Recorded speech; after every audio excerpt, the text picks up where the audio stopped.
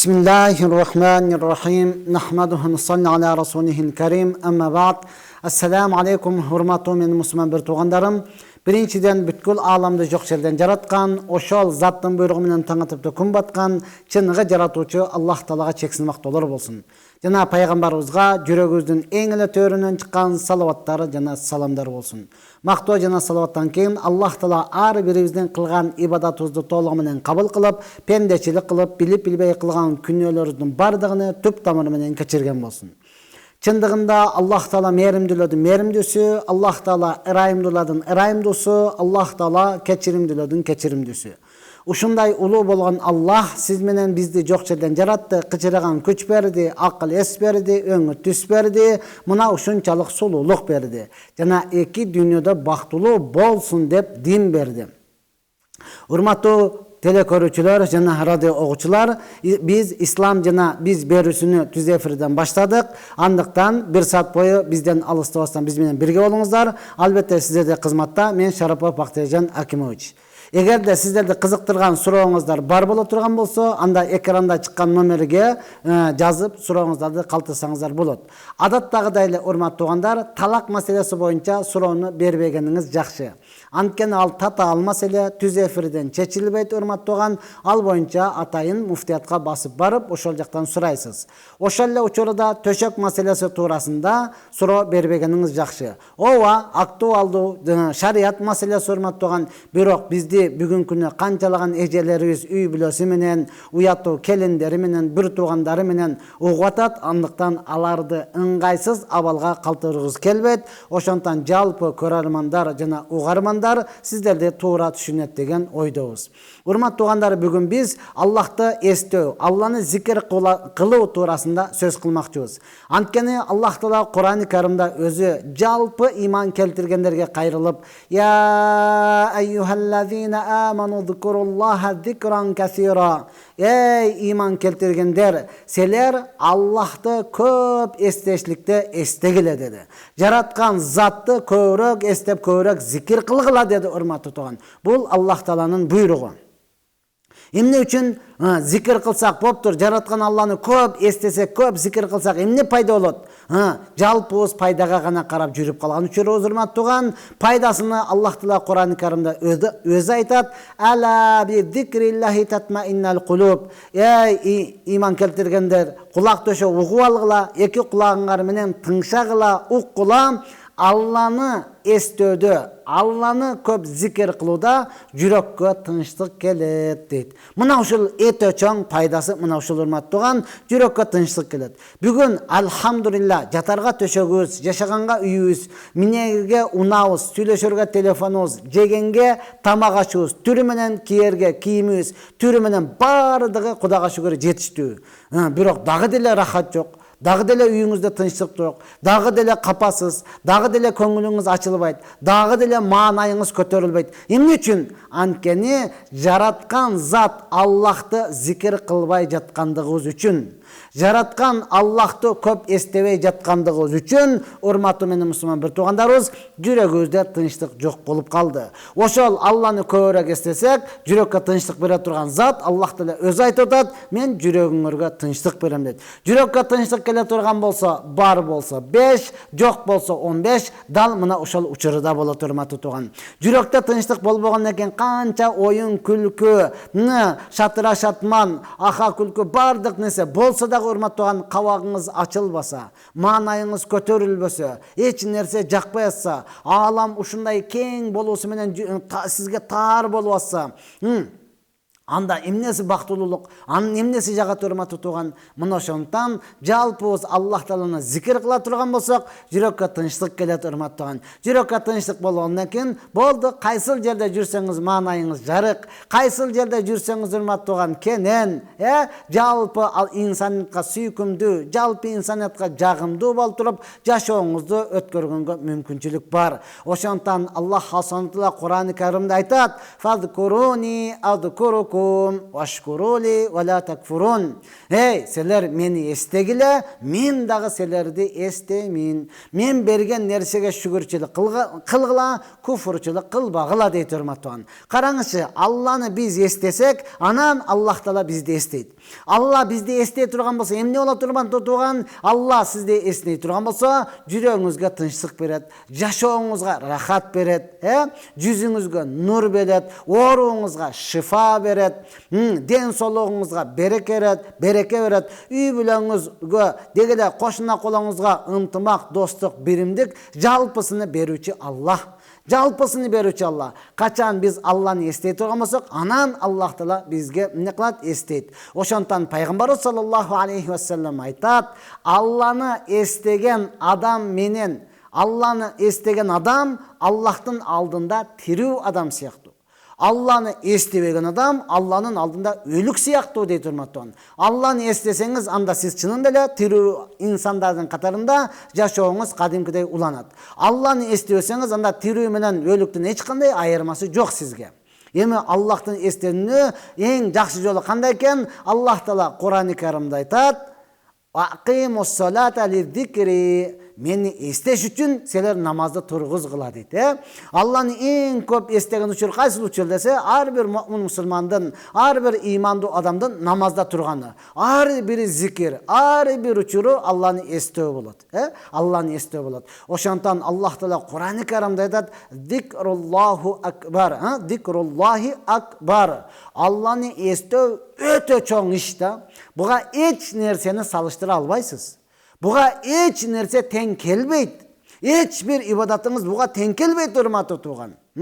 Ошондон пайгамбар саллаллаху алейхи ва саллям бир хадисинде жалпы досторуна кайрылып айтат: "Эй, мен силерге миллиондогон алтынды садака кылгандан дагы, миллиондогон күмүштү садака кылгандан дагы жакшыраак нерсени айтайынбы?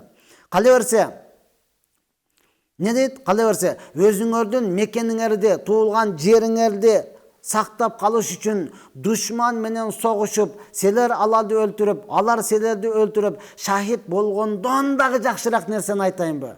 Ал Алланы эстөө деген урматтуу тууган. Ал Алланы эстөө. Канча садака бериңиз, канча жакшы иштерди кылыңыз, ошолордун баардыгынан жакшырагы бул Алланы эстөө деген. Ошондон пайгамбар саллаллаху алейхи ва саллям айтат: "Силердин тилиңер Алланы эстеп нымдалып турган учурда жаныңар чыксын.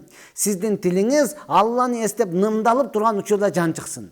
Караңызчы, жан кайсыл убакытта кандай абалда чыгышын билбейбиз го. Ошондон Алланы көбүрөөк зикир кылып, Алланы көбүрөөк эстесеңиз, ошол эстеп жаткан учурда жаныңыз чыксын. Ооба, Алланы эстегенде субханаллах, Алла Таала бардык айыптардан таза, аруу зат, тазалыгынын чеги жок. Алхамдулилла, жалпы мактоолор Аллага гана таандык, Аллага гана ылайыктуу.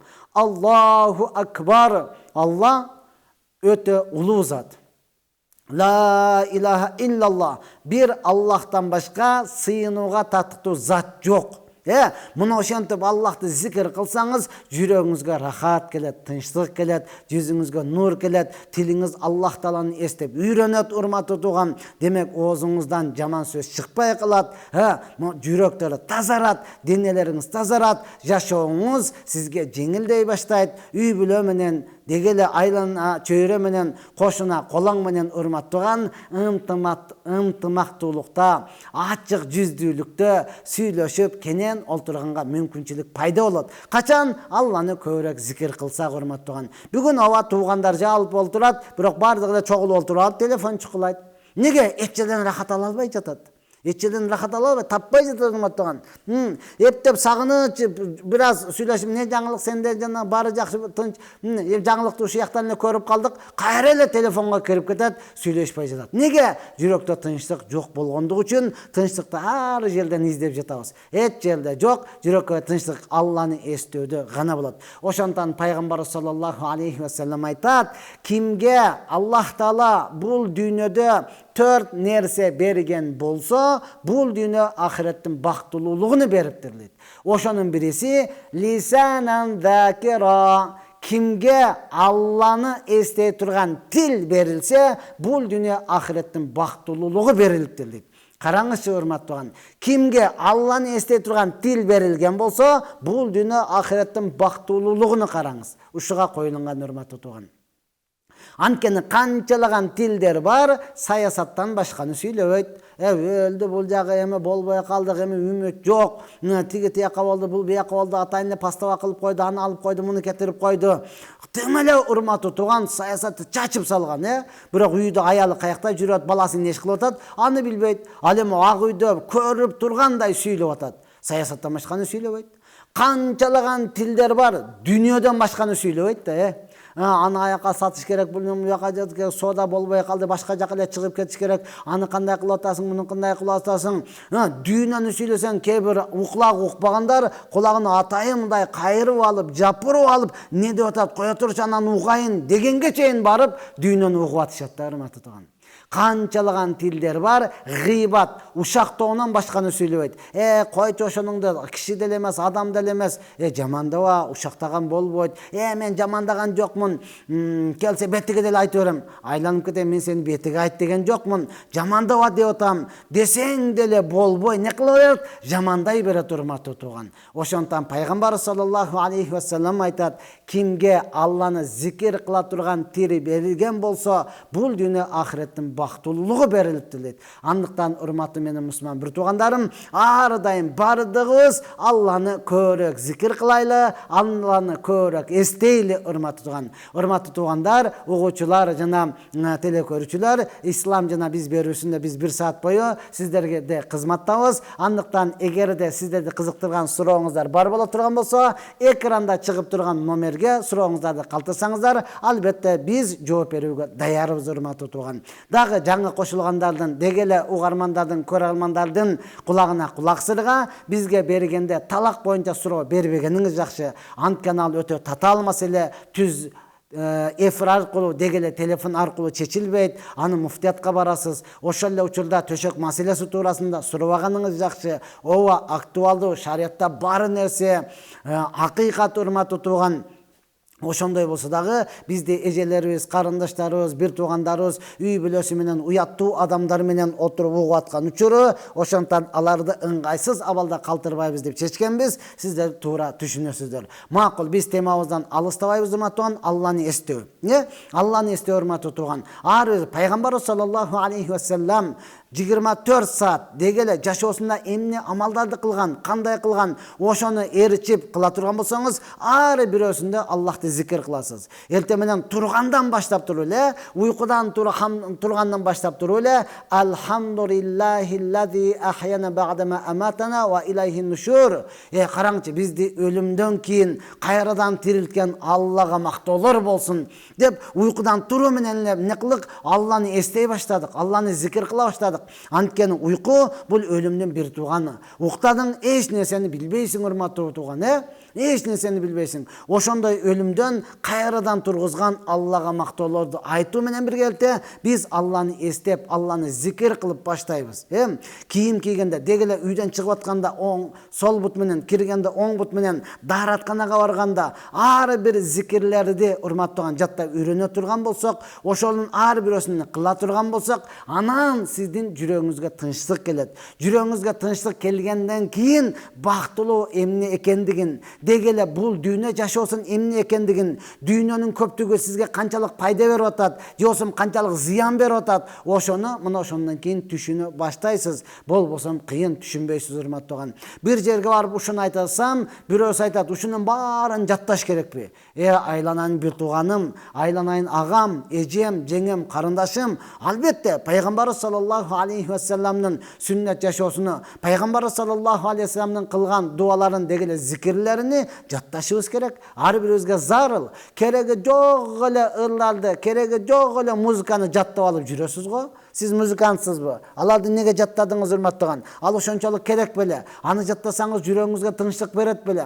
Аны жаттасаңыз сизге бир сыйлык ыйгарылабы? Ал шариатта барбы? Аны караган жокпуз, бирок ойлонбой туруп жаттап алдык. Эмне үчүн эми пайгамбарыбыз саллаллаху алейхи ва салламдын сүннет жашоосуну, деги эле пайгамбарыбыз саллаллаху алейхи ва салламдын зикир кылган нерселерини жаттабашыбыз керек. Ооба, сизге бүгүнкү күнү оор учур келип калды, кыйынчылыктан чыга албай атасыз. Бизде бар го урматтаган кыйынчылыктан чыгыш, оорчулуктан чыгышлык шариатыбызда, деги эле Кур'ан аятыбызда бар го.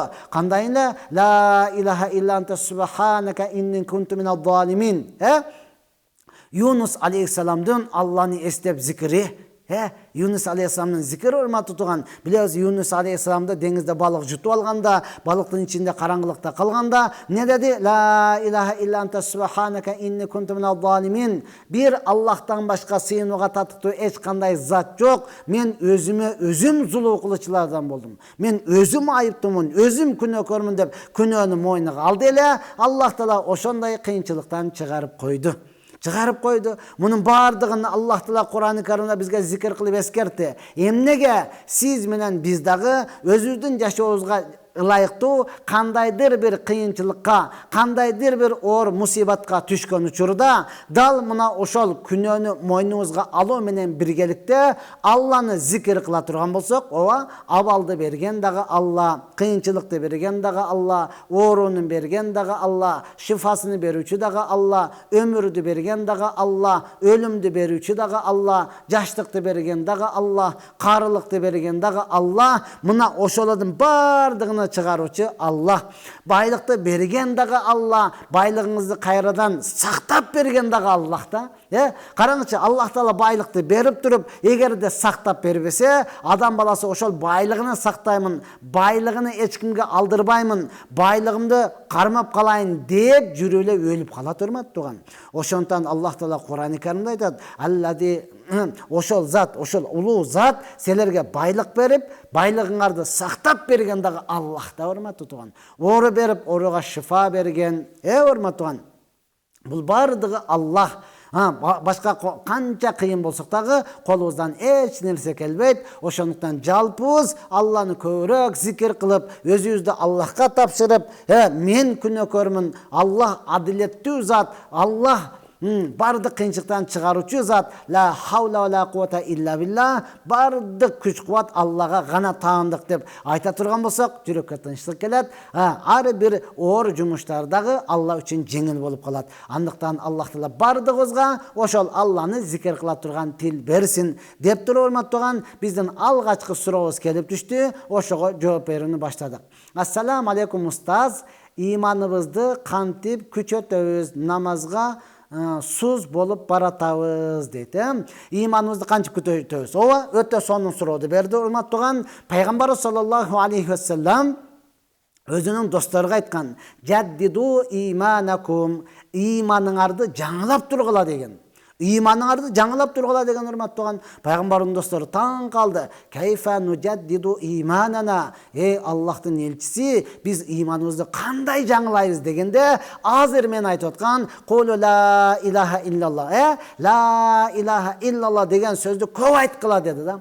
Ушул сөздү көп айткыла, иманыңар күчөйөт, иманыңар жаңыланат. Иман күчөйсө, иман жаңыланса, урматтаган, анан намазга болгон кызыгуу, ибадатка болгон кызыгуу анан пайда болот. Туура суроо берди азыр, намазга суз болуп баратабыз. Эмне үчүн, урматтаган? Иманыбыз эскиргенден эскирип, тамтыгы чыккандан чыгып баратат. Ал боюнча ойлонуп койгон жокпуз, урматтаган. Келиңиздер, андыктан эмне кылат экенбиз? Иманыбызды жаңылап, иманыбызды күчөйтүү үчүн ушул зикирди көп айтабыз, башкаларга дагы айтып жеткиребиз. Башкаларга айтып жеткирүү менен өзүбүзгө келет, урматтаган. Өзүбүзгө келет. Мына ошол келгенден кийин анан намазга бекем боло баштайбыз, ибадатка, жакшы ишке көбүрөөк умтула баштайбыз. Качан иман суздайган болсо, жүрөк карарат, жүрөк каралгандан кийин мээримдүүлүк жоголот, мээримдүүлүк жоголгондон кийин адамда адамдык сыфат калбай калат.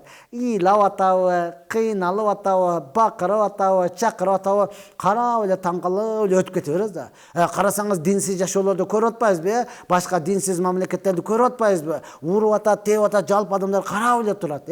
Бир жардам берип коеюн, бир куткарып коеюн деген сезим жок. Неге? Жүрөктө адамга болгон мээримдүүлүк калган эмес. Алла мындай нерседен бардыгыбызды сактаган болсун.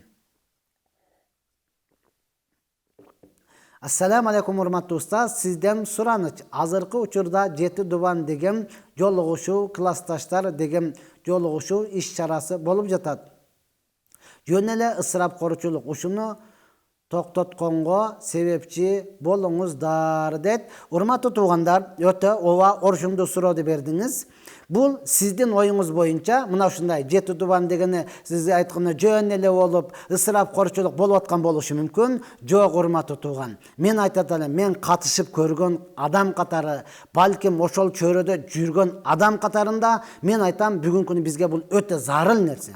Өтө зарыл нерсе. Эми ушуга келгенде гана ысырафты карап калабызбы, Ооба, урматтуу тууган, көп ашып кетсе ысыраф, муну сөзсүз айтабыз, ысыраф арам деп айтабыз. Бирок бул жерде урматтуу тууган биз бир эле ысырафыны карабайлы. Бул жерде урматтуу тууган Жети Дубандын башы биригүү деген сөз. Бул деген сөз урматтуу тууган ортодо ынтымак, махаббат, тынчтык, биримдик, достук, бөлүнүүдөн алыс болуу, көптөгөн пайдалары жатат.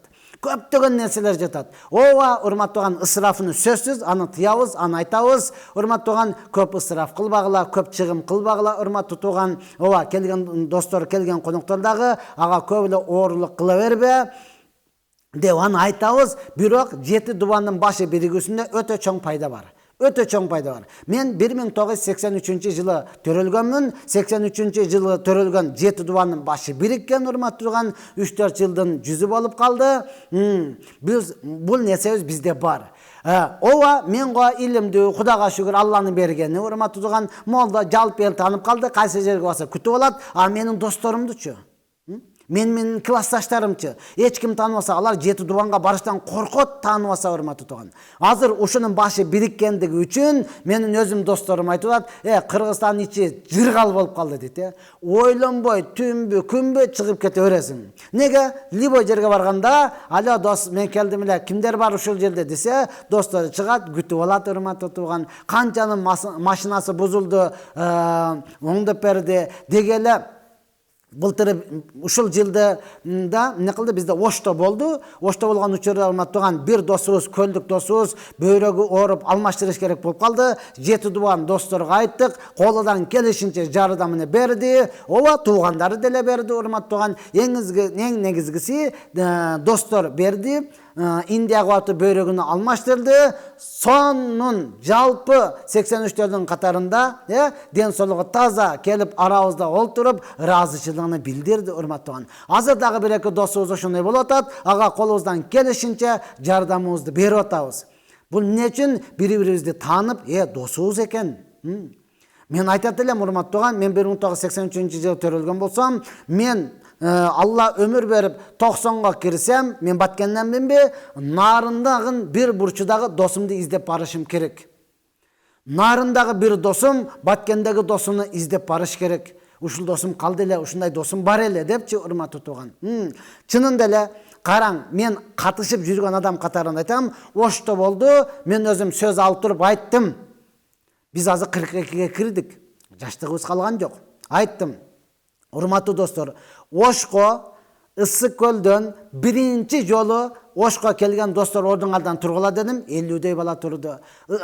Нарындан, Таластан, Чүйдөн келгенде турду. 500-дөй бала ордудан турду да. 42-ге кирди, бирок Ошко биринчи жолу барып атат. Биринчи жолу барып атат да. Анан айттым, мына ушул сенин жериң, мына ушул сенин элиң, сен ушуну коргошуң керек, сен ушул жерди сакташың керек. Бул жерде урматтуу тууган, ысыраф келчиликти кошпогондо канчалаган толтура пайдалар турат. Ооба, эске алабыз, ысыраф келчиликти азайтып, тиги област 7 жылкы союптур, биз 10ду соебуз. Жок, атаандашуу эмес, урматтуу тууган. Келди, бизде жакшы сөз бар го, жылуу чайың болбосо дагы жылуу жүзүң болсун, Жылуу маанайда, келгиле достор, азаматсыңар деп тосуп ала турган болсо, мына ошол жетиштүү, муну сөзсүз биз айтабыз. Бул жерде пайдалары өтө көрө, урматтуу тууган. Катышпай жүргөн досторго мен айтат элем, бар, көр, урматтуу тууган. Мисалы, мен досторум ысык көлгө барыштан алдың.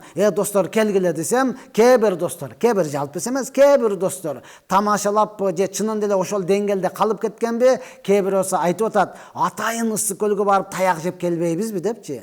Айланай, бул ынтымак, достук болуп атат го. Түшүн атасың болсо, эми сурап коюш керек да барып анан таяк жеп келгенде. Мынанчалык деңгээлдеги адамдарыбыз бар да. Ачыгын айтып коеюн сөз келгенде, урматтуу тууган, чынын деле эмне кылат? Оштон бул тарапка келбей туруп, Баткенден ысык көлгө нарынга келбей туруп, ошол жерде туруп жек көрүп жамандагандар бар да. Койчу ошол нарындыктарыңды, койчу ошол көлдүктөрүңдү. Неге алар иче берет экен? Айланып кетен, ал Союздун учурунда болгон. Азыр сен бардыңбы? Жок, мен уктум. Уккан болсоң ошол учурда болгон. Азыр андайы жок. Бар, көр, келип көрсүн, урматтуу тууган. Келсе карасаң, көл, мен көлдө окуганмын, көлдүн эле таазим, урматтуу тууган. Өз аты менен көл да. Нарынга барсаң, бир койду ойлонбой эле союп салат, ойлонбой эле бир койду, конок келип калды, тааныйт, сыйлуу кеп койду союп коет. Баягы борончу бекеринен айткан жок да. Баарыны сал, эмне алсаң тоок беле дей турганчы. Бизге барсаң бир тоокту союп, ошону деле жарымына салайынбы, баарыны салайынбы деп аткан. Нарынга барчын кандай берешен зат, урматтуу тууган. Берешен эл ошону көрбөгөндүктөн, ошону укпагандыктан, катышпагандыктан ана мына ошондой сөздү айтып берет. Чынын деле бул жерде эле ачык урматтуу тууган. Ошто өзбектер менен сарттар урушуп аттыр, согушуп аттыр деген. Ошол өзүбүздүн айткан сөзүбүз да.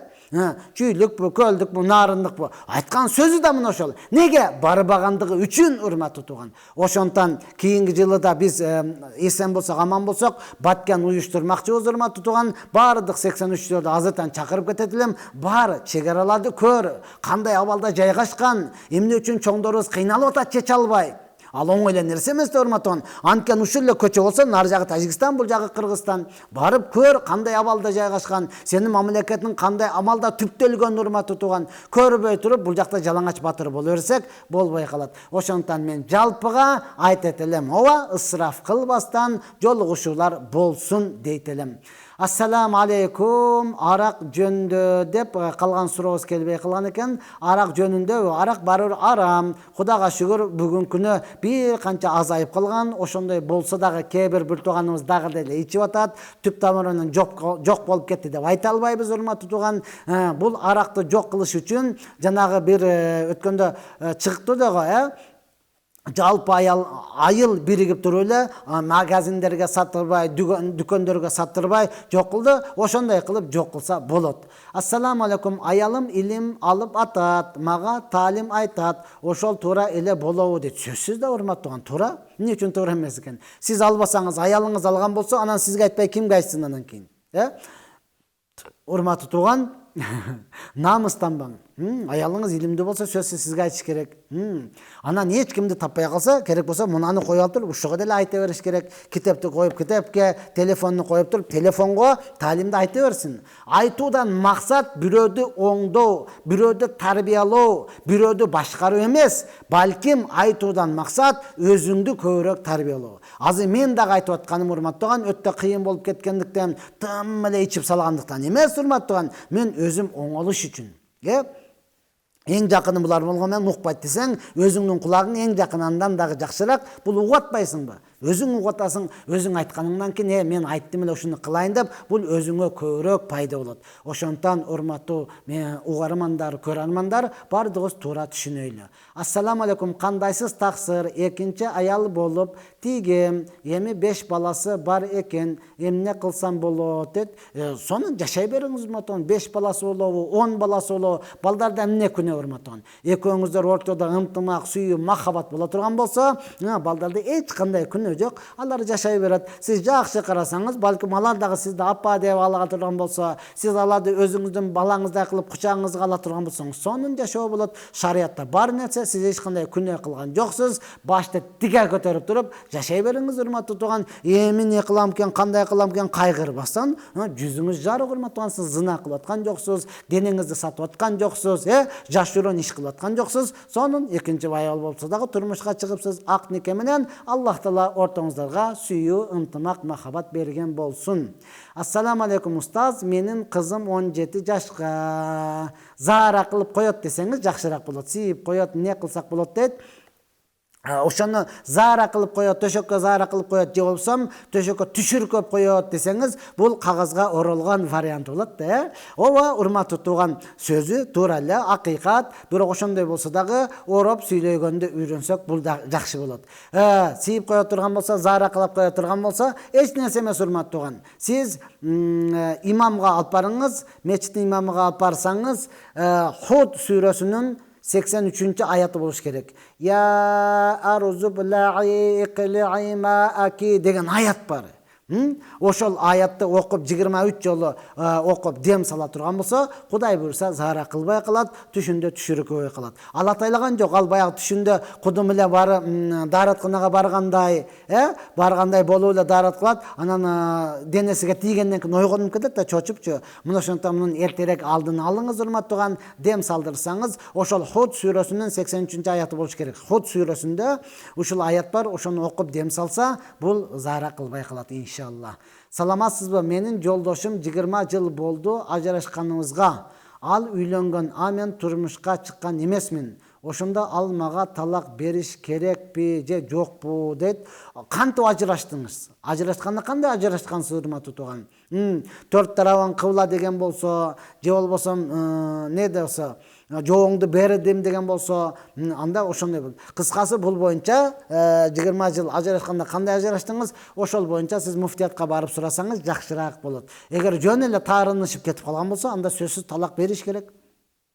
Сиз 20 жылдан бери не кылып жүрөсүз, урматтуу? Эртерээк турмушка чыгыңыз, рас талагын алып ал менен жашабаган болсоңуз, эртерээк турмушка чыгыңыз. Жалгыздык Аллага гана жарашат.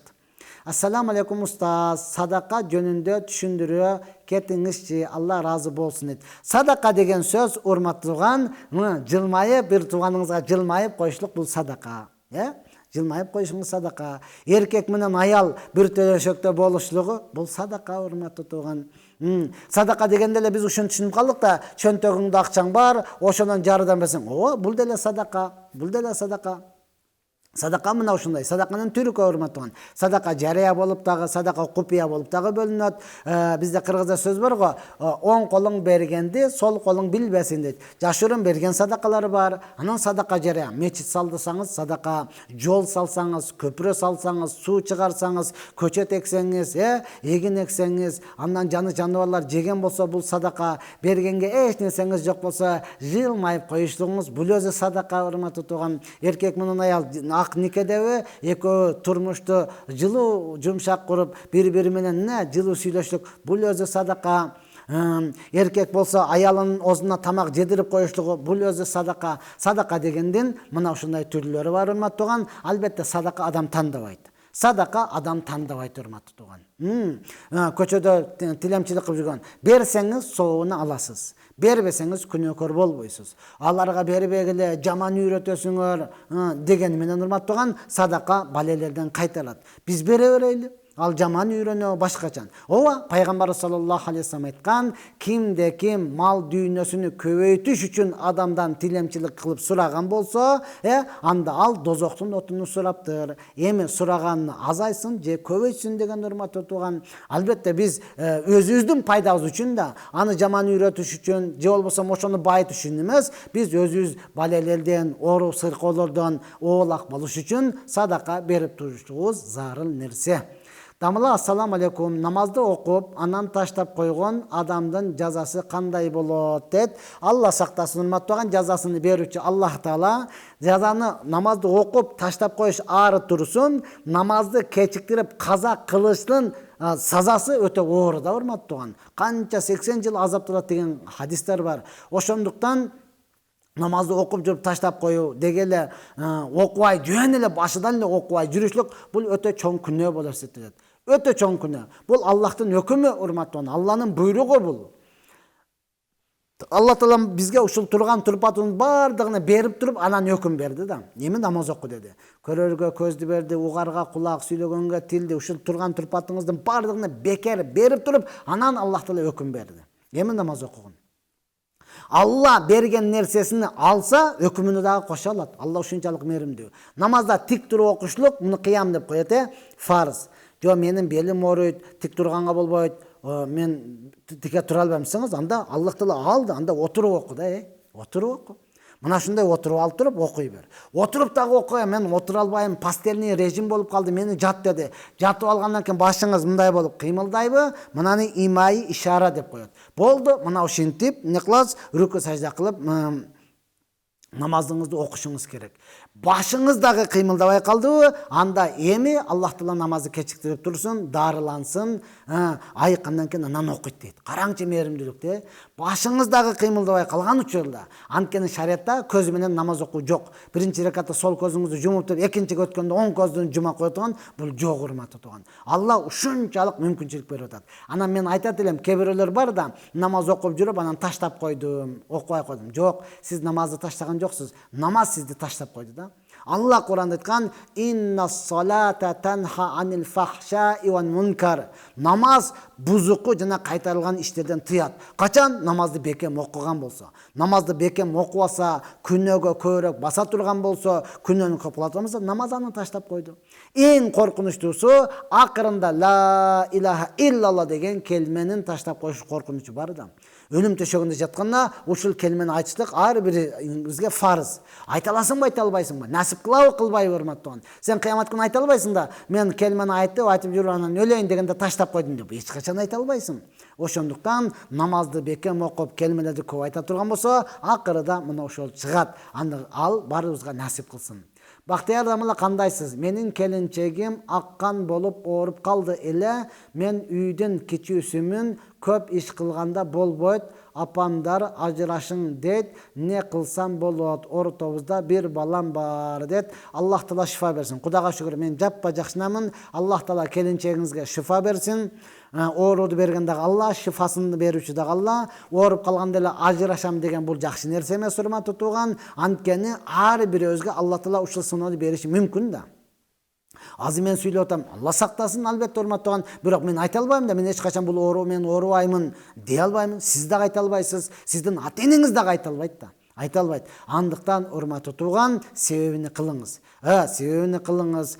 Чакырыңыз, колуңуздан келишинче жардамды берели, урматтуу тууган. Жалпы элибизге кайрылыңыз. Кайрылып атат, бөйрөгүн алмаштырыш керек, аккан экен дарылатыш керек, жардамыңыздарга берим. Уялбай сураңыз. Мунун намысы жок, урматтуу тууган. Албетте берешендерибиз бар, колунан келет. Сизди эч ким ажыраш деп биз кеңеш бербейт эле, урматтуу тууган. Балким ушул учурда аракет кылып эмне кылыңыз, жардам берип коюңуз. Айыга турган болсо, өмүр бою сизге кызматын кылып өтөт. Алла дал ушундай нерсени насип кылсын. Ассаламу алейкум устаз, жолдошум иштесе, мен иштеп атам, чарчап атам, кыйналып атам деп милдет кыла берет. Ушундай эркектерге бир насаат айтып коесузбу? Анан кайната кайненем да баласына бир күндүк тамагы барбы, үстүндө үйүң бар, жата бер, эс ала бер, кыйналып иштебей эле кой дей берет. Ушундай кайын журтта өз кеңешиңизди кайын журтка да өз кеңешиңизди айтып коесузбу дейт. Урматтуу тууган, андай болбойт да. Эркек болгондон кийин кыйналасың, иштейсиң. Ошон үчүн сен эркексиң, ошон үчүн үйлөндүң, урматтуу тууган. Ким эле жыргап иштеп атыптыр?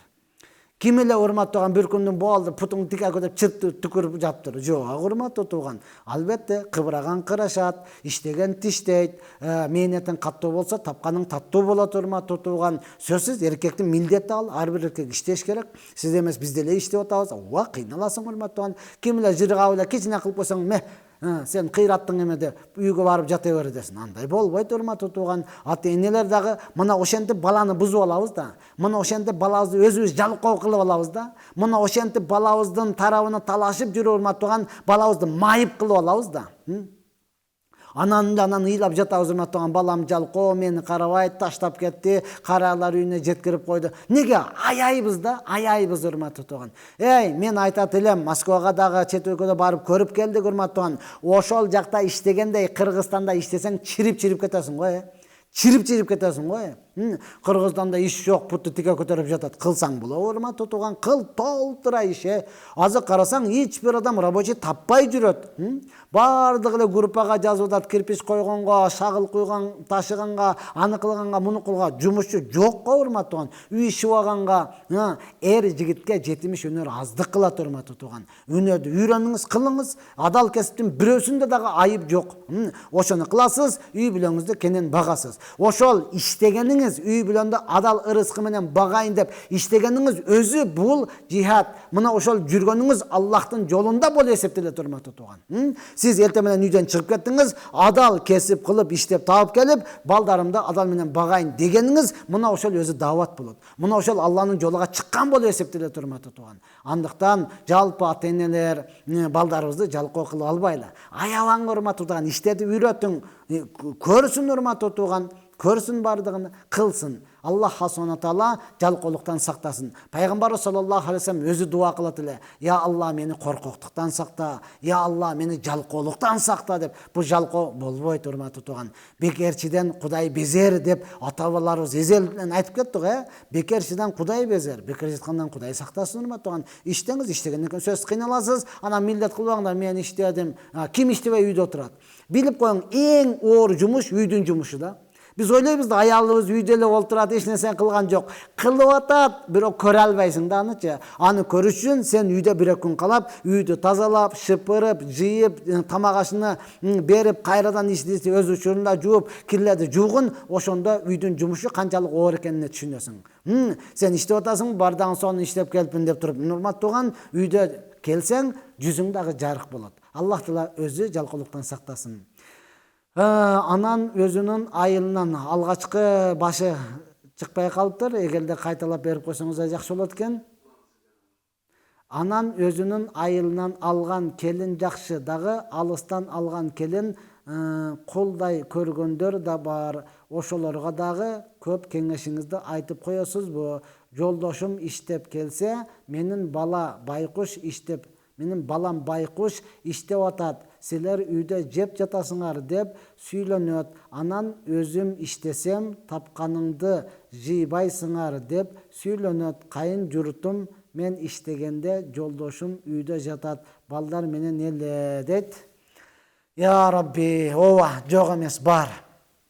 Мындай үй бүлөлөрдү өз көзү менен көрүп атабыз. Мынан жазган келин дагы Алла өмүрүңүзгө береке берсин. Şu акырында тойгондуктан жазды да, тажагандыктан жазды да, мындайларды көрүп атабыз. Ооба, урматтуу тууган, негизиден ошол бирөөдүкүнү иштеткиси келе берет да, биздечи балдарын аяйт, балдарын акчасын аяйт. Кээ бир үй бүлөсүн көрдүк, баласын үйлөп коюп, баласынан кызгангандар бар. Аялың менен ошол жака кирип кете бересиң.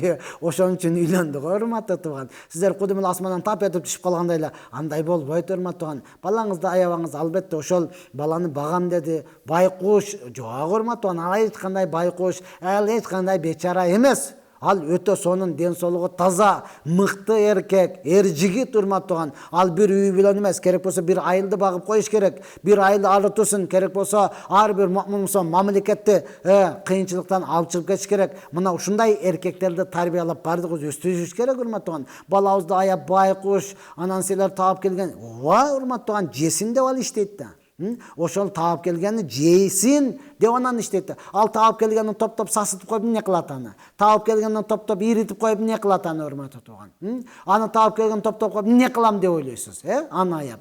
Жок, урматтуу тууган. Ошондон ооба, бардыгыбыз жапатырмак колдон келишинче бири-бирибизге кызмат кылып, урматтуу тууган, кылып келген нерсени милдет кылбастан сонун кыла турган болсок, ошондо береке болот. Анан аялдын иштетип коюп, ооба, бүгүнкү күнү урматтуу тууган, баласын карап жаткандар дагы жок эмес. Мен айтат элем, урматтуу эркектер, ар намустуу болойлу. Колуңуздан бардык нерсе келет. Сиз эркексиз, башты тике көтөрүң. Жигиттин башында ар нерсе бар, урматтуу тууган. Ооба, аталарыбыз айтып койду го, эмгегин каттуу болсо тапканың таттуу болот деп. Сонун жейсиң да, аялың таап келгенин кантип жейсиң, кантип тоюп жейсиң да, аялың таап келгенин. Аллах Таала эркектердин бардыгына ар намыс берген болсун. Саламатсызбы? Күйөөм жакшы эле багат. Мен бала менен үйдө отурам, бирок көңүл бөлбөйт. Мага эркектик милдетин аткарбайт. Кандай кылсам болот? Өзүмдү жалгыз сезем дейт. Жок, урматтуу эжеке, урматтуу карындашым, урматтуу жеңем. Сиз демек күйөөңүз жакшы таап келип аткан болсо, демек сиз ошону жакшы быштырып бербей атасыз. Сиз күйөөңүз мага көңүл бурбайт. Неге? Анткени сиз өзүңүздү карабай жатасыз. Өзүңүздү карап, сонун жыттуу болуп, сонун келгенде урматтаган тапкан нерсени сонун кылып бышырып бере турган болсоңуз, эмне үчүн сизди карабаш керек? Атайын иштеп таап келип аткан болсо, демек сизди жакшы көрөт, демек сизди сүйөт. Сизден алдыңкы эле суроону уктуңузбу? Урматтаган милдет калат. А сиздики таап келип аткан болсо, урматтаган анан көңүл бурбай атат. Көңүл бурдуруң өзүңүзгө. Кээ бир эркектер бар да, аялыны боянбаса деле болот, сенин ушул турушуң мага жагат. Баласыбы? Мен эркектик табият катарында ачык эле айтайын, урматтаган, деген менен жок, барып көчөдөгү боёнгонду карап атпайбы? Көчөдө жасанганды карап атпайбы, урматтаган? Сиз деле ошондой жасанын, күйөөңүздүн келишине сонун болуп, даяр болуп туруң, көңүл бурбаса, анан арызданып, урматтаган. Буга баары бир жыттуу болуп турсаң дагы, сонун болуп жасанып турсаң дагы карабайт десеңиз, анан ишенет элек. Уна ушундай да кылып көрүңүз. Салабатсызбы? Менин күйөөм бар, бирок уктасам эле уят түштөр кире берет. Күнөөгө батып жатамбы мен? Жок, урматтаган, түшүңүзгө жооп бербейсиз. Түшүңүзгө күнөөкөр болбойсуз. Албетте өзүңүзгө дем салдырып алыңыз, урматтаган. Жиндер бир аз кызыгып, же болбосо аралашып калган болушу мүмкүн. Мына ошондой болбош үчүн аял заты ар дайым жоолук салынып, кийинип жүрүш керек. Жашоодо көп көрдүк, урматтаган. Күйөөсү бар, бирок күйөөсү менен жатпайт, күйөөсүгө муктаж деле эмес, башка жактан эле жумуш, баягы түшүркө эле жумушу бүтүп калат. Анан күйөөсү менен урушат. Бул мени каалабайт, бул кандай болуп атат, эмне болуп атат, себеби суу агып калат, урматтаган. Чынында эле. Мына ошондуктан сиз өзүңүзгө дем салдырып, намазыңызды окуп, машалла, зикир кылып, жатарда дуасын окуп жатыңыз. Жатарда өзүңүзгө аятал курсини, аятал курсини окуп дем салып, айлана чөйрөңүзгө дем салып, зикирлерди кылып жатыңыз. Кудай буйрса баары жакшы болот. Ассаламу алейкум, кандайсыз? Аял киши правага окуп, машина айдаса болобу? Бөтөн таксиге чыккандан көрү, өзү машина айдаса жакшыбы деп ойлойт элем, дейт. Ооба, урматтуу тууган, кээ бир учурда көрүп калабыз, аялдар маршруткага чыкканда путтары жерге тийбей калганын көрүп калабыз. Ушундайды ойлогон учурда, эгер чындап эле ушундай зарылчылык болсо, шарият уруксат берет, эч кандай күнөөкөр болбойт. Эми бул күйөөңүзгө, жолдошуңузга багылык. Ошого тийиштүү. Эгерде өзү кызганып, жок андай болбойсуң, мен экем кыласың десе, жолдошуңуздун айтканын кылып туруп, өзү жеткирип, өзү алып барып келгени, мындан өткөн жакшы нерсе жок, урматтуу тууган. Анан кандайдыр бир себептер менен чынында эле ошол зарылчылык болуп аткан болсо, анда шарият уруксат берет. Мүмкүн болушунча аял заты жолдошу менен бирге жүрүп, үйдөн чыкпаганы, жалгыз жүрбөгөнү бул шариятка ылайыктуу, өзүгө дагы коопсуздук, өзүгө дагы жакшыраак болот, урматтаган. Көз кылып ар жерде жүргөндөн көрө, үйүндө олтуруп күйөөсү апарып келе турган болсо, мындан өткөн жакшы иш жок. Ассаламу алейкум, шейхим, кызымдын шилекейи токтобойт. Таекесинин наскисин жыттаса айгат дейт. Айтып коюңузчу, ширк эмеспи дейт. Жыттап көрүңүзсүн. Таекесинин наскиси жыттуу эле, урматтуу тууган, же дуалга жабыша турган болуп калганбы? Урматтуу тууган. Жок, не дейбиз эми? Жок, урматтуу тууган.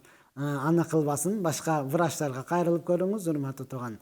Анан таекесинин наскисин жыттаса эле токтоп кала турган болсо, анда жыргал болбойбу? Жыттатып көрөңүз, урматтуу тууган. Эгер токтоп кала турган болсо, болду, ошол менен эч кимге айтпай эле коесуз. Анан ушу наскисинде шифа бар экен, наскисин ушунан жыттагандан токтоп калды, мүнтпесе шилекей ага бермек десеңиз, анда ширк болот. Бир жыттатып көрөңүз, сизден не кетти?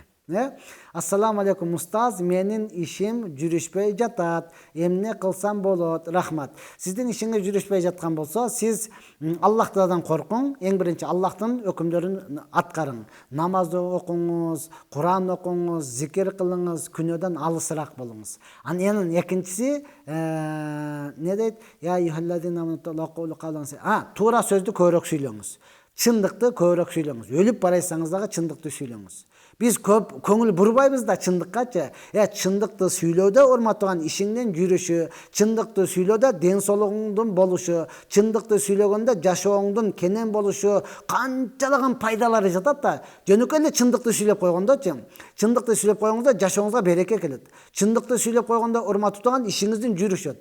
Чындыкты сүйлөп койгонуңузда не болот? Жүзүңүзгө нур болот. Чындыкты сүйлөп койгонуңузда досторуңуз көбүрөөк болот. Чындыкты сүйлөп койгонуңузда бир канча толгон токой пайдалар бар да. Көпчүлүк буга көңүл бурбайт дагы, урматтаган, телефонда макул баратам. Отурасың го мына жерде. Болду, бүткөн. бар бүтүрүп кой. Бүткөн деп айттың го сен, Эмне үчүн алдашың керек урматтуу? Бүт элек азыр бүтүрөбүз десеңиз болот го. Мына ошондо эң негизги Алла Кур'ан-ы Каримде айткан, иман келтиргенде силер Аллахтан коркула жана туура сөздү сүйлөгүлө деген. Макул, Алладан корктуңуз, туура сөздү сүйлөдүңүз. Энди эмне болот? Аллах Таала өзү аяттын уландысында айтат: "Юслих лакум а'малакум". Аллах Таала ишиңерге ийгилик берет, жолуңар ачылат дегенде ишиңиз жүрүшүп кетет. Ушул эки нерсеге бекем болсоңуз. Ассаламу алейкум устаз, сизге суроом мындай: бидаат деген эмне? 3 күн, 40 күн деген бидаатпы? Бидаат деген шариатта жок нерсени шариатка киргизип, мына ал шариатта бар. Эгер ушуну кылбасаң күнөөкөр болосуң дей турган болсо, мына ал бидаат болот, урматтуу тууган. Ал бидаат болуш үчүн, урматтуу тууган, не болуш керек? Шариатта жок нерсени жаңадан пайда кылып алыштык. Жок, бул 3 күн, 40 күн, 4 ай даватка чыгыштык, бул бидаат эмес. Бул жөнөкөй эле тартип. Каалайсызбы 10 күнгө чыгыңыз? Каалайсыңбы 15 күнгө чыгыңыз? Каалайсыңбы өмүр бойга кете албайсың да, урматтуу тууган. Ошондой эле биздин медреседе 4 жыл имамдык курсту, 5 жыл университетти окушлук, 7 жыл медресени окушлук, булар тартип. Мына ошону туура түшүнүш керек. Өтө сонун сурооду бердиңиз, Алла ыраазы болсун. Ассаламу алейкум, кандайсыз? Кеңешиңиз керек болуп атат. Алла өзү сизге ыраазы болсун. Мен 30 жаштамын. Өзүмдүн 2 балам бар. Кыйналып араң багам. Бирөөгө экинчи аял болуп тийгем. Эч ким билбейт. Ата инемдин үйүндө жашаймын. Эми боюмда бар экен, эмне кылсам болот? Квартирага чык дейт. Өзүнүн семьясы бар, 7 баласы бар. Бай эмес, бирок аракетчил. Сизге Алла ыраазы болсун.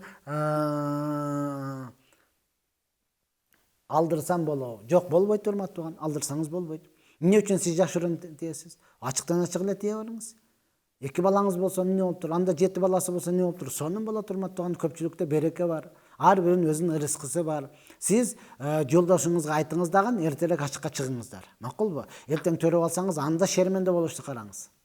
Айтат, бул күлгө оонап төрөдү, каяктан таап келдиң? Сүйлөйт да, туугандарыңыз бар, жакыныңыз бар, кошуналарыңыз бар, урматтуу тууган. Бир көзүңө душман дегендей, эң жакын адам дегениңиз менен, жок, урматтуу тууган, эртең төрөп көтөрүп чыгышканга туура келет. Ошондон эртерээк айтыңыз дагы, квартирага чык деген болсо, болду, квартирага чыгыңыз. Анан квартирага чыкканда сөзсүз эле, урматтуу тууган, 60 миңдик, 70 миңдик эмес, анан ак ордо жаңы конуштарга барсаңыз, 5 миңдик, 6 миңдик квартиралар бар. Жашооңуз өтө урматтуу тууган. Ошондой эле жерде жашай бериңиз. Сөзсүз эле этажга чыгып алып 60-80 миң төлөп, анан оны кыйналып төлөй албай, үйдүн ээсин дагы кыйнап, өзүңүз да кыйнашың не керек бар? Жөнөкөй жашоону кабыл кылып туруп, ошол жакта не кылыңыз, жашай бериңиз деп мен кеңеш берет элем. Ошону кыла бериңиз. Айтсаңыз, менин турмушумду бузукулук жол менен жолдошума тийип алды. Ортодо 3 балам калып, өзүм чоңойтуп, ошол бузган келинге күнөө болобу дейт. Урматтуу эжелер, урматтуу карындаштар, урматтуу бир тууганым, эч кимдин турмушун эч ким бузбайт. Өзүңүздүн турмушуңузду өзүңүз бузасыз. Неге? Ичи таарлык кылгандыгы үчүн, неге көрө албастык кылгандыгы үчүн, неге динди түшүнбөгөндүгү үчүн, неге менсингениңиз үчүн, неге өзүңүздү кылып эркекти ээлеп алгандыгыңыз үчүн өзүңүздүн турмушуңузду өзүңүз бузасыз. Ал турмушка чыккан болсо, биринчи болобу, экинчи болобу, үчүнчү болобу, төртүнчү болобу, ал эркекке турмушка чыкканга шарият боюнча укугу бар. Шариат боюнча укугу бар, урматтуу тууган. Биз не дейбиз, канча жаман сүйлөгөнүңүз менен, урматтуу тууган, ал дагы бактылуу болгонго укугу бар. Күйөөңүз аны жактырды, ал дагы бири жактырды, ал турмушун баштады, жөн коюңуз, баштай берсин, жолдошуңузга айтыңыз, мына эркексиң, экөөбүздү тең болду, тең бак. Деңиз дагы урматтуу, жашооңузду уланта бериңиз. Сиз ошону жок, менин күйөөмдү алып алды, эр бермек, жан бермек деген сөзүңүздү айтып жүрүп, турмушуңуздан ажырадыңыз, эми кыйналып атасыз, урматтуу тууган. Ошону макул деп эле кенен кыла турган болсоңуз, мына ушундай. Ооба, биз дагы айтам, менде деле карындашым бар, менде деле эжем бар, менде деле кыздарым бар, урматтаган чоңойтуп келатат. Бирок бул ачуу чындык да. Миң каалабайсың дегениң менен ачуу чындык да. Кызыңды бере аласыңбы, кызыңды ошентчи дегени менен ачуу чындык болот атпайбы турган. Раз ошондой тагдырына жазган болсо башка не кылышыбыз керек? Анан ошого өчөшүп, битиге өчөшүп, кийимини өрттөптүр деп, ошол аялга өчөшүп, ажырашып алып туруп, анан кыйналып атсаң, эми не кыласың анда? Мен турмушумду бузду. Жок, ал эч кандай күнөөкөр эмес. Албетте ачыктан ачык айтып туруп никеленген болсо, ал эч кандай күнөөкөр болбойт. Таксыр менин ай боюмда бар. Менин ай боюмда бар. Бар болчу, УЗИден баланын череп мурун сөөгү өспөй калган деп 7 айлыгында билдик. Баш аягы 25 жолу УЗИге түштүк. Баары ушул нерсени айтты. Акыры күйөөм кайненем алдыр деп приравнивание кылдык. Биз туура иш кылдыкпы? Азырга чейин кыйналып келем. Алдын ала рахмат. Жок, туура эмес иш кылдыңыз. Туура эмес иш кылдыңыз, урматтуу тууган. Мен өз жашоомда ушуну 4-өнү көрдүм. Азыр 4-өдөн тирүү. Сиз айткандай, УЗИден канча жолу көргөн, балаң майып төрөлөт, балаң неден ошон деп коебу, ошондой төрөлөт, мындай төрөлөт деп аткан 4 баланы көрдүм. Алар ошол учурда алдырбай туруп менден кеңеш сурады. Мен кеңешимди бердим. Төрөдү сонун балдар да. Сонун балдар төрөлөт.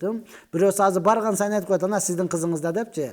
Мен башында мен көрүп, ана сиздин кызыңыз деп таң калдым. Кандайча десем, жана алдырам дегенде көнбөй койгонсуңуз, ошол депчи. Бул дамыланын кызы деп ар кимге айтат. Досум бар, урматтуу тууган, баласын алдырбай койду, 4-үncү баласын төрөлдү. Азыр бардык балдарын ошол башкарат. Келгиле таалимге олтургузат. Сонун, урматтуу тууган. Мына ошондуктан бизде Я Рабби, төрөшөн алдың эле коркуп калабыз да, майып төрөлгөн тигиндей Аллахтан дуа кылыңыз. Я Алла, мага акыл эстүү, өңү түстүү, ден башы таптаза бала бер. Сен кудуреттүүсүң.